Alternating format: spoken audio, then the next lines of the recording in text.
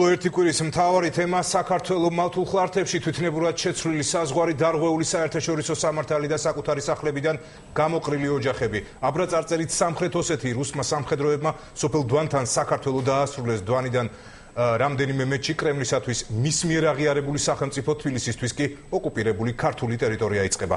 რუსი სამხედროები დვანში ეგრეთ წოდებულ საზღვარს ისევავლებენ, ადგილობრივები კი კვლავ კარმიდან მოსცლიან და სოფელს ტოვებენ. პროცესს ოკუპანტი მავთულ ხლართებს მიღმა დამონტაჟებული კამერებით აფიქსირებენ. ვაზის შემდეგ დვანელებმა ხეხილის ბაღები გაჩეხეს, ადგილობრივებმა 100-წლოვანი კაკლის ხეც მოჭრეს. ჩემი შვილებით ამოვედი და ვჭრი ეხლა. წლების წინ დარგული წითელ წიგნში შეტანილი კაკლის ხე დღეს თამარ ბერძენიშვილმა საკუთარ ეზოში საკუთარი ხელით მოჭრა. მიზეზი კი ისაა, რომ შეიძლება რამდენიმე დღეში არც მის ეზოს ერქვა საკუთარი და არც 100-წლოვან კაკლის ხეს. სოფელ დვანში, სადაც ოკუპანტების სიახლოვეს ყველაზე მეტად გრძნობენ, მოსახლეობა ნასახლარებად ქცეულ საცხოვრებლებსა და იძულებით გაჩეხილ ბაღებს ტოვებს. მე არ მინდოდა იმოჭრა, არ მინდოდა მე. აი ხანია არის ესა, მაგრამ მე არასდროს არ მიფიქრია რომ მომეჭრა, მაგრამ ეხლა უკვე იქით რო რჩება. გაჩეხილი კაკლის ხისა და ვაზის ბედი დვანში სამმა სახლმაც გაიზიარა.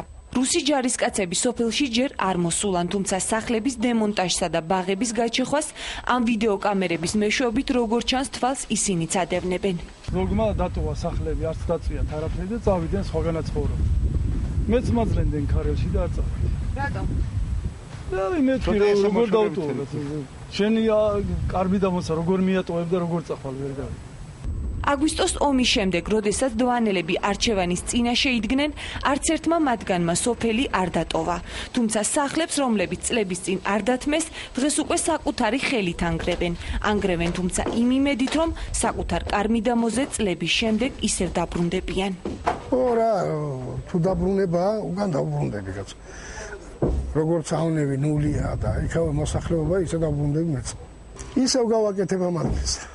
სახლს აიშენებ? კი. დვანელები დაბრუნების იმედით ცხოვრობენ. დვანიდან რამდენიმე მეტრში კი სადემარკაციო სამუშაოები გრძელდება.